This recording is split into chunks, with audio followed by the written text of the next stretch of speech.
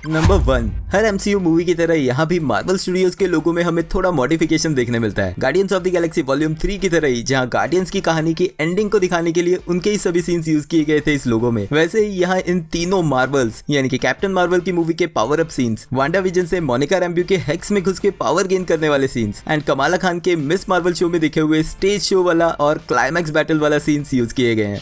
Number 2, movie की starting का first scene ही हमें दिखाता है क्री एम्पायर का डिस्ट्रॉय होता हुआ सन एंड मूवी में आगे चल के एक सीन में कैरल डेनवर्स स्टार्स की लोकेशन देख के बोलती है कि ये मैजेलेनिक गैलेक्सी है। ये इन्फॉर्मेशन डायरेक्टली कॉमिक से ली गई है, जहां पर क्री एम्पायर ग्रेटर मैजेलेनिक क्लाउड में ही लोकेटेड है। लेकिन साथ ही में ये नाम मैजेलेनिक गैलेक्सी रियल वर्ल्ड गैलेक्सी है, जिसे ढूंढा था 1519 में पोर्चुगीज एक्सप्लोरर फर्डिनांड मैजेलन ने, जिनके ऊपर ही इस गैलेक्सी का नाम भी रखा गया था। नंबर 3, मूवी की बिग बैड विलन है जनरल डार्बेन, जिसका नाम कॉमिक्स के एक कैरेक्टर पे उठाया गया है। ये कैरेक्टर क्री एम्पायर का एक एम्परर था, बट वो एक मेल कैरेक्टर था एंड क्योंकि यहाँ द मार्वल्स में एक टोटली फीमेल टीम है, तो इस कैरेक्टर को भी मेल से फीमेल में चेंज कर दिया गया है। एंड बिना फेमिनिज्म के झगड़े में पड़ते हुए सिर्फ हिडन डिटेल यहाँ बताऊंगा कि इस कैरेक्टर को प्ले किया है एक्ट्रेस जेव एस्टन ने, जो रियल लाइफ में लोकी यानी टॉम हिडलस्टन की वाइफ है। लेकिन इस मूवी में उन्होंने लोकी का एक डायलॉग एग्जैक्टली यूज किया है। जब डार्बेन अटैक करती है अलादना प्लेनेट पे, तब वो वहाँ के प्रिंस को कहती है नील बिफोर मी, जो चीज अगर आपको याद है तो लोकी ने फर्स्ट एवेंजर्स मूवी में कही थी।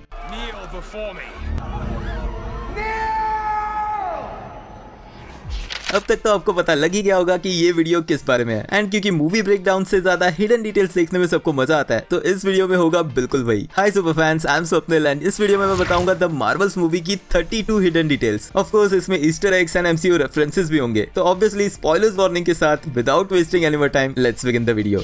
नंबर 4, यहाँ पर डार्बेन के हाथ में जो वेपन है वो तो आपने पहचान ही लिया होगा। इसी तरह का सिमिलर हैमर वाला वेपन रोनन द अक्यूजर के पास देखा था हमने guardians of the Galaxy volume 1 में। अब मूवी में इसे कमाला खान पहले हैमर कहती है, लेकिन कैरल उसे बताती है कि इस वेपन का नाम है यूनिवर्सल वेपन, बट कमाला कहती है कि इसे कॉस्मी रॉड भी कहा जा सकता है। अब एक्चुअल में कॉमिक्स में इस वेपन का पुराना नाम है यूनिवर्सल वेपन, लेकिन फिर रीसेंट कॉमिक्स में इसे कॉस्मी रॉड के नाम से बुलाया गया है, तो ये उसी चीज का रेफरेंस था। नंबर 5, क्री प्लेनेट हाला को रीस्टार्ट करने के लिए डार्बेन ढूंढती है वो बैंगल, जिसकी मैजिकल पावर्स को यूज करके वो खोलेगी ये पोर्टल्स। अब ये बैंगल ऑब्वियसली है कमाला के मैजिकल बैंगल्स के सिमिलर, जैसे हमने देखा था मिस मार्वल सीरीज में। अब इसकी वजह से जो पोर्टल डार्बेन ओपन करती है, उसी के कांटेक्ट में एक साथ आते हैं कैरल डेनवर्स, मोनिका रैम्ब्यू और कमाला खान, जिसके हाथ में इसी बैंड का सेकंड पेयर है एंड इसी की वजह से ये तीनों सुपर हीरोइंस एंटेंगल हो जाती है एक दूसरे के साथ। अब जो ओरिजिनल कैप्टन मार्वेल वाली कॉमिक्स है, उसमें भी इन बैंड्स को फीचर किया गया था, जहां इन्हें बुलाया गया था क्वांटम बैंड्स एंड मूवी में आगे चल के कैरल डेनवर्स भी इन्हें इसी नाम से बुलाती है। कॉमिक्स में जब भी कैप्टन मार्वल इन बैंड्स की पावर्स यूज करता था, तो वो उसके ह्यूमन काउंटर पार्ट रिक जोन्स के साथ स्वैप हो जाता था। मतलब वहां पे सिर्फ 2 लोग स्विच होते थे एंड यहाँ पे इन तीनों की पावर्स को कनेक्टेड दिखाया गया है। लेकिन यहाँ पर एक ट्विस्ट दिया गया है कि जब भी तीनों में से कोई भी 2 एक साथ अपनी पावर्स यूज करेंगे, तभी वो स्विच होंगे। रैंडमली पावर यूज करने पे ऐसा नहीं होगा। अब ये बैंगल्स जब हमें मिस मार्वल शो में देखने मिले थे, यानी कि इसका एक पैर, तब हमें इसका नाम नहीं पता था, बट क्योंकि ये मिले थे 10 रिंग्स के एक टेंपल में, वो भी एक डेड क्री के हाथ में, तो ये क्लियर था कि इसका लिंक क्रीज के साथ जरूर होने वाला है। लेकिन इंटरेस्टिंगली मूवी में थ्रू आउट हमें ये नहीं बताया गया कि इन्हें क्रिएट किसने किया है, तो उसके लिए हमें और वेट करना पड़ेगा।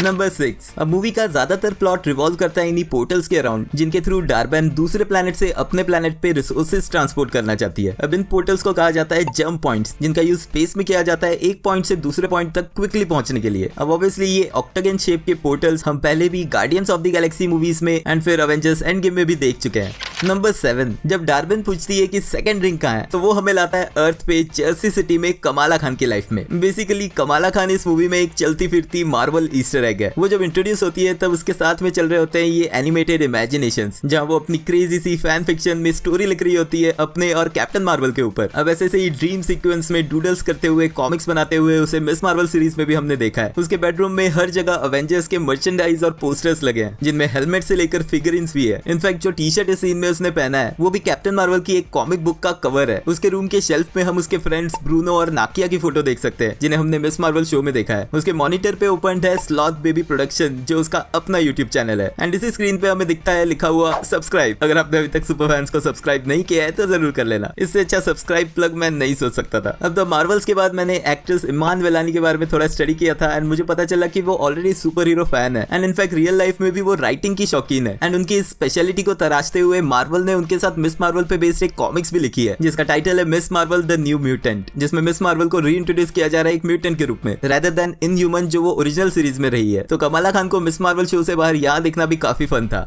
एंड कमाला के साथ ही वापसी करती है उसकी फैमिली भी, जिसमें उसकी मदर मुनीबा, उसके फादर यूसुफ और उसके ब्रदर आमिर को भी हमने उसी शो में देखा है। एंड यहाँ पे सिर्फ इनका एक केमियो ही नहीं है, उनका अच्छा खासा रोल है जहाँ वो सेबर स्पेस स्टेशन में भी जाते हैं। कमाला खान की फैमिली में से जो एक मेंबर हमने मिस मार्वल में देखी थी लेकिन यहाँ पे मिसिंग थी, वो है उसके ब्रदर आमिर की वाइफ ताइशा। लेकिन उसका भी एक छोटा सा केमियो हमें एक वीडियो कॉल के थ्रू दिखा दिया गया है जब निक फ्यूरी इस पूरी फैमिली को सेबर स्पेस स्टेशन में लेके जाता है।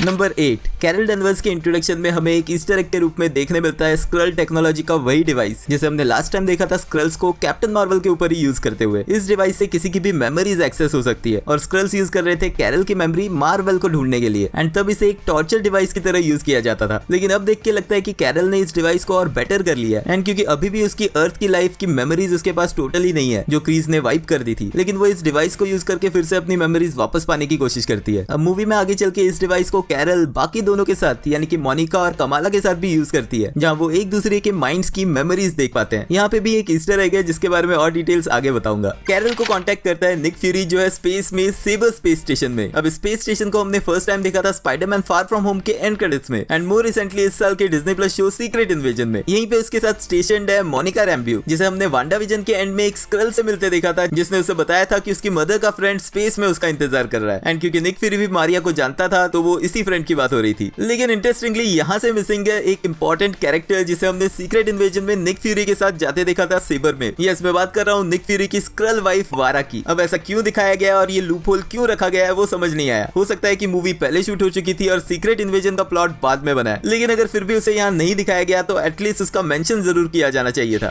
सेबर स्पेस स्टेशन पे जब निक फ्यूरी के थ्रू मोनिका और कैरल रेडियो सिग्नल से कनेक्ट होते हैं तो वो फर्स्ट टाइम है जब 30 सालों में इन दोनों ने एक दूसरे से बात की है। और ये ऑकवर्डनेस हमें दिखती है क्योंकि इससे पहले last time Wanda vision series में जब मोनिका से कैरल डैनवर्स का जिक्र किया गया था तब उसका रिएक्शन कुछ अजीब सा था जो ये हिंट दे रहा था कि उनके रिलेशन अच्छे नहीं है, जिसका रीजन है कि कैरल डैनवर्स पिछले 30 सालों में मोनिका से मिलने नहीं आई। एंड कैरल का ऐसा करने का रीजन भी हमें आगे चल के पता लगता है, जो था उसका गिल्ट हाला में सुप्रीम इंटेलिजेंस को मारने के बाद उसकी वजह से जो तबाही हुई है वो। एंड वो सिर्फ अपनी सारी गलतियों को सुधारने के बाद ही उससे मिलना चाहती थी, जो पिछले 30 सालों में तो नहीं हो पाया। लेकिन वो 5 साल जब थैनोस के स्नैप की वजह से मोनिका डस्ट हो गई थी, उस बीच वो अर्थ पे आई थी एंड मारिया से भी मिली थी, जो इंटरेक्शन हमें फ्लैशबैक सीन्स में दिखाया गया है। लेकिन ये दिखाया नहीं गया, बट हम मान के चल सकते हैं कि मारिया के लास्ट मोमेंट्स पे कैरल उसके साथ रही होगी। तो एक तरह से मोनिका के न जानते हुए भी कैरल ने अपनी गलतियों को सुधार लिया था।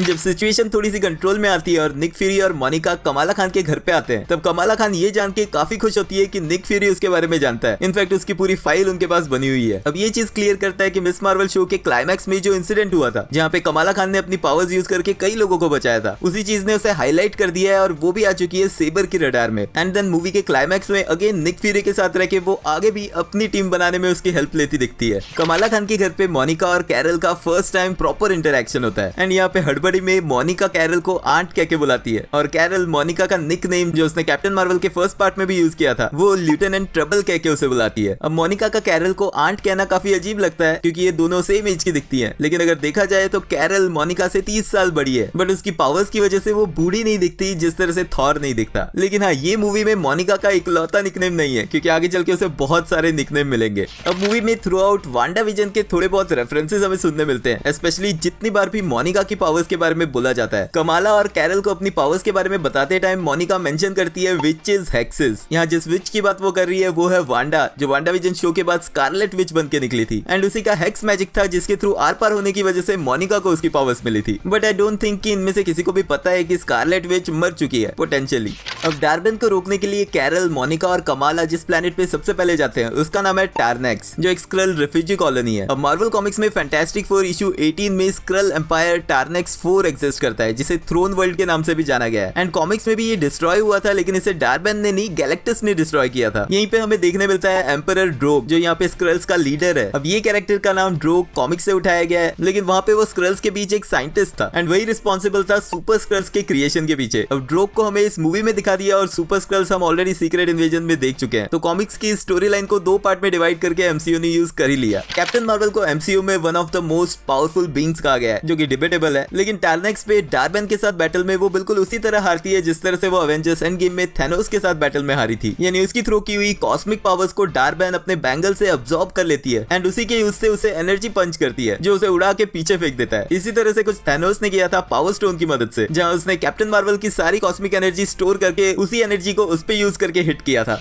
कैरल डेनवर्स को डार्बन और बाकी क्री सोल्जर्स अनाइलेटर कह के बुलाते हैं, जो निकनेम उन्होंने उसे इसलिए दिया है क्योंकि उसी की वजह से उनका प्लेनेट अनाइलेट हुआ है, यानी कि डिस्ट्रॉय हुआ है। अब ये नाम अनाइलेटर मार्वल कॉमिक्स में एक पावरफुल कॉस्मिक टीम का नाम था, जिसके मेंबर्स में सिल्वर सर्फर, बेटा रे बिली एंड खुद क्री का एक लीडर रोनन द अक्यूजर भी था। डार्बन के साथ फाइट में जब कैरल कमाला को कुछ ऑर्डर देती है, तब कमाला उसे कहती है, ओ कैप्टन, माय कैप्टन। ये डायलॉग डायरेक्ट रेफरेंस है 1989 की मूवी डेड पोएट्स सोसाइटी का। इसी के साथ आगे जाके भी कमाला एक और मूवी व्हेन हैरी मेट सैली का भी डायलॉग कोट करती है। जब वो लोग सिंगिंग प्लेनेट अलादना में होते हैं, तब उन्हें नाचता गाता देख के कमाला कहती है, give me some of what they are having, and ये डायलॉग उसी मूवी का है। एंड इसके अलावा एक और तीसरी मूवी जिसे वो कोट करती है, जब वो स्पेसशिप में कहती है, वी हैव आवर हेडिंग, ये डायलॉग है डिज्नी की एक और movie series pirates of the Caribbean का।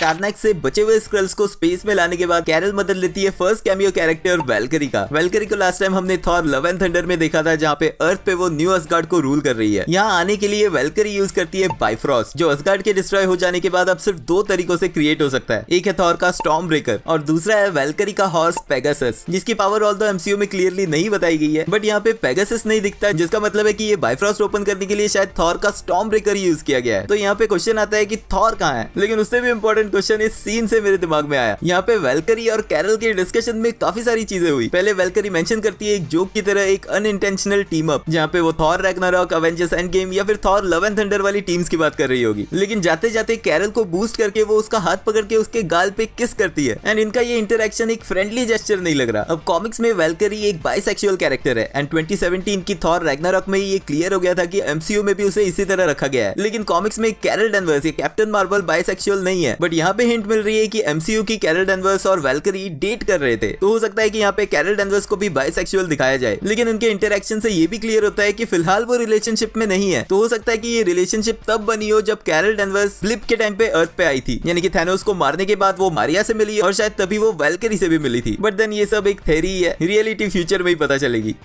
जब निक फ्यूरी कमाला की फैमिली को सेबर स्पेस स्टेशन में ले आता है एंड कमाला कैरल की स्पेसशिप में होती है, तब उनके वीडियो कॉल के टाइम उसकी मदर मुनीबा निक फ्यूरी को निकोलस कह के बुलाती है, लेकिन कमाला फटाफट उसे करेक्ट करती है कि उसका नाम फ्यूरी है। अब ये रेफरेंस है captain Marvel movie and recently secret invasion का भी, जब निक फ्यूरी इसी तरह से लोगों को करेक्ट करते हुए दिखाता कि उसे निक नाम से कोई नहीं बुलाता, उसे फ्यूरी ही बुलाया जाए। अब मोनिका रैम्ब्यू को वांडाविजन शो के बाद से कोई सुपर हीरो निकनेम नहीं मिला था, एंड द मार्वल्स में भी ये स्टोरी कंटिन्यू होती है। हालांकि कमाला काफी कोशिश करती है उसके लिए एक सुपर हीरो नाम ढूंढने की, जहाँ पे उसके सजेशंस में पहले आता है प्रोफेसर मार्वल, जो उसी की तरह के म्यूटेंट प्रोफेसर एक्स का रेफरेंस है, लेकिन इस नाम का एक कैरेक्टर द विजार्ड ऑफ ओज सीरीज में था। इसके अलावा नोवा, जो रेफरेंस है मार्वल कॉमिक्स के कॉस्मिक कैरेक्टर का, एंड उसकी भी एंट्री जल्दी होने वाली है एमसीयू में। पल्सर और स्पेक्ट्रम, ये दोनों नाम उन 3 नामों में से है जिन्हें कॉमिक्स में मोनिका के सुपर हीरो नेम्स के रूप में हमने देखा है। विजन, एमसीयू में इसी की डेथ वजह थी मोनिका को उसकी पावर्स मिलने के पीछे। डॉक्टर ब्राइट, डॉक्टर स्ट्रेंज के नाम पे एक reference. Mistress Marvel, light lady and frequency, ये तीनों ही कॉमिक्स से नहीं है, बट फ्रीक्वेंसी उसकी वेव्स को देख पाने वाली पावर से मैच जरूर होता है। लेकिन मूवी खत्म हो जाती है पर मोनिका को कोई सुपर हीरो नेम नहीं मिला है। लेट्स सी फ्यूचर में उसे क्या नाम मिलता है। स्पेसशिप में दोनों के पास कपड़े ना होने की वजह से मोनिका और कमाला कैरल के कपड़े पहनते हैं। यहाँ पे जो टी शर्ट मोनिका ने पहना है जिसके ऊपर NIN का लोगो है, उसका फुल फॉर्म है 9 इंच नेल्स, जो एक पॉपुलर रॉक बैंड है। लेकिन साथ ही में ये same T-shirt Carol Danvers ने पहना था कैप्टन मार्वल में, जब वो क्रैश लैंड होके आई थी अर्थ पे और उसने अपने सुपर हीरो कॉस्ट्यूम को चेंज करके फर्स्ट कपड़े यही पहने थे। क्री डिवाइस से तीनों मार्वल्स कनेक्ट होती हैं, तो कैरल डेनवर्स की मेमोरीज के थ्रू हमें दिखाया जाता है सुप्रीम इंटेलिजेंस को। अब कैप्टन मार्वल के फर्स्ट पार्ट में उस क्री AI को एक फिजिकल फॉर्म में दिखाया गया था, लेकिन इस मेमोरी वाले सीन में हमें comic accurate giant green head देखने मिलता है, जो बिल्कुल मैच करता है कॉमिक्स के सुप्रीम इंटेलिजेंस से।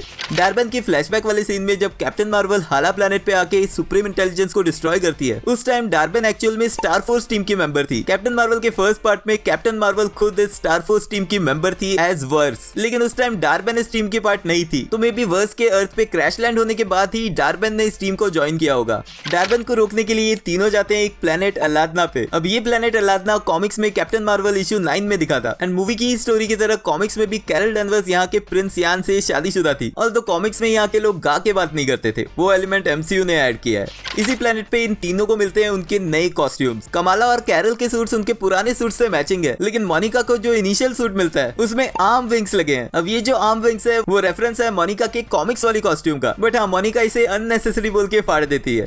इन तीनों के ट्रेनिंग मोन्टाज में जो बैकग्राउंड म्यूजिक यूज किया गया है वो है सॉन्ग इंटरगैलेक्टिक, एक hip hop group Beastie Boys का। बीस्टी बॉयज का ही एक और song no sleep till Brooklyn Guardians of the Galaxy volume 3 के क्लाइमैक्स के बैकग्राउंड में यूज किया गया है। कैप्टन मार्वल के फर्स्ट पार्ट में ही हमें फ्लर्कन से मिलवाया गया था, हालांकि वहां पे सिर्फ एक गूज था, जो इस पार्ट में जाके पता चलता है कि था नहीं थी है, क्योंकि इस मूवी में फ्लर्कन बहुत सारे अंडे देती है जिसमें से निकलते हैं बहुत सारे बेबी फ्लर्कन। एंड इनका यूज क्लाइमैक्स में काफी अजीब तरीके से किया जाता है, क्योंकि पोर्टल्स की इंस्टेबिलिटी की वजह से सेबल स्पेस स्टेशन के बहुत सारे पॉड्स डिस्ट्रॉय हो गए होते हैं, तो स्पेस स्टेशन में मौजूद सभी क्रू को फ्लर्कन्स को खिला दिया जाता है। एंड फिर उन सभी छोटी छोटी कैट्स को एक पॉड में डाल के अर्थ पे भेज दिया जाता है। अब कॉमिक्स में अच्छे से क्लियर किया गया है कि फ्लर्कन्स एक एलियन प्रजाति है जिनकी बॉडी के अंदर पॉकेट रियलिटीज होती है, यानी कि ऐसे बबल स्पेस और टाइम के जो किसी दूसरे वर्ल्ड में एग्जिस्ट करते हैं, तो इसी का फायदा यहाँ पे उठाते हुए दिखाया गया है। एंड साथ ही में ये रिप्रोड्यूस करते हैं एक साथ 117 अंडे देकर, तो आपको काउंट करने की जरूरत नहीं है, इस सीन में कम से कम 117 फ्लर्कन्स जरूर होंगे। साथ ही में इस सीन में जो बैकग्राउंड सॉन्ग चल रहा है उस सॉन्ग का नाम है मेमोरी, जो है एक म्यूजिकल फिल्म कैट्स का।